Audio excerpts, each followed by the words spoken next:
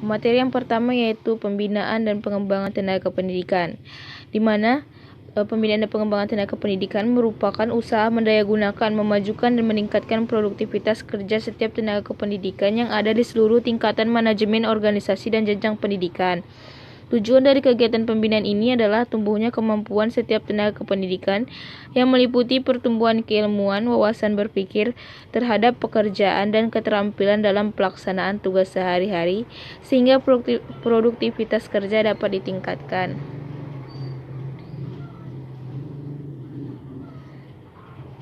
Kemudian adapun alasannya diadakan pengembangannya, yaitu yang pertama, perkembangan ilmu dan teknologi. Kemudian yang kedua, menutup kelemahan dari seleksi. Kemudian yang ketiga, menumbuhkan ikatan batin. Kemudian yang keempat, prinsip yang patut diperhatikan dalam penyelenggaraan pembinaan tenaga kependidikan, yaitu yang pertama, dilakukan untuk semua jenis tenaga kependidikan, baik untuk tenaga struktural, tenaga fungsional, maupun tenaga teknis penyelenggara pendidikan. Kemudian yang kedua, berorientasi pada perubahan tingkah laku dalam rangka peningkatan kemampuan profesional dan atau teknis untuk pelaksanaan tugas sehari-hari sesuai dengan posisinya masing-masing. Kemudian mendorong peningkatan kontribusi setiap individu terhadap organisasi pendidikan atau sistem sekolah dan menyediakan bentuk-bentuk penghargaan, kesejahteraan, dan insentif terhadap imbalan guna menjamin terpenuhnya secara optimal kebutuhan sosial ekonomis maupun kebutuhan sosial psikologi. Kemudian yang keempat, mendidik dan melatih seseorang sebelum maupun sesudah menduduki jabatan atau posisi. Kemudian dirancang untuk memenuhi tuntutan pertumbuhan dalam jabatan, pengembangan profesi, pemecahan masalah, kegiatan remedial, pemeliharaan motivasi kerja, dan ketahanan organisasi kependidikan. Kemudian terakhir, pembinaan dan jenjang karir tenaga kependidikan disesuaikan dengan kategori masing-masing jenis kependidikan itu sendiri. Sedangkan menurut Hartati Sukirman tahun 2000 halaman 63 ditinjau dari sudut manajemen secara umum, proses pembinaan dan pengembangan meliputi beberapa langkah, yaitu yang pertama tahap evaluasi dan tindak lanjut, kemudian yang kedua menganalisis kebutuhan, yang ketiga tahap implementasi, yang keempat menyusun rancangan instruksional, kemudian yang kelima mengesahkan program latihan. Dalam hal pengembangan pegawai, banyak cara yang sudah dikembangkan. Pengembangan ini dilaksanakan dengan yang pertama, bimbingan berupa petunjuk yang diberikan kepada pegawai pada waktu melaksanakan tugasnya. Yang kedua, latihan berupa intern dan ekstern.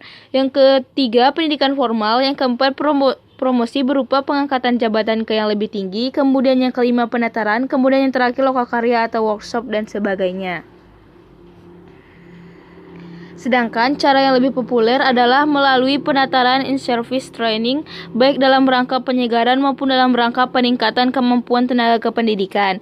Cara-cara lainnya dapat dilakukan sendiri-sendiri atau self-propelling growth atau bersama-sama collaborative effort, misalnya mengikuti kegiatan atau kesempatan or service training dan the job training, seminar, workshop, diskusi panel, rapat-rapat simposium, konferensi, dan sebagainya.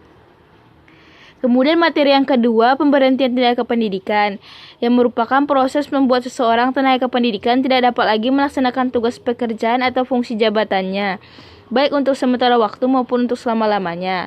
Dan pemberhentian ini dibagi menjadi dua, ada yang dengan pemberhentian dengan hormat, kemudian pemberhentian dengan cara tidak hormat. Sedangkan pemberhentian dengan cara hormat berdasarkan yang pertama pemohonan diri, kedua meninggal dunia, ketiga mencapai batas usia. Kemudian yang ketiga mencapai batas usia pensiun.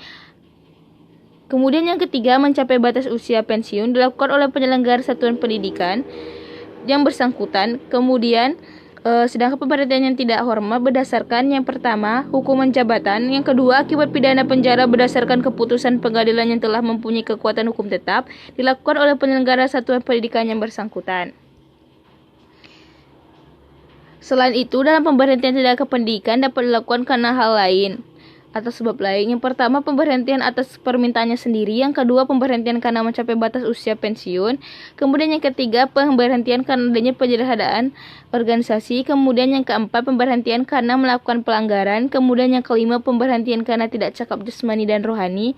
Kemudian yang keenam, pemberhentian karena meninggalkan tugas. Kemudian yang terakhir, pemberhentian karena meninggal dunia atau hilang. Dan berikut adalah daftar pustaka atau daftar rujukan dari makalah dan PPT kami. Sekian, terima kasih. Assalamualaikum warahmatullahi wabarakatuh.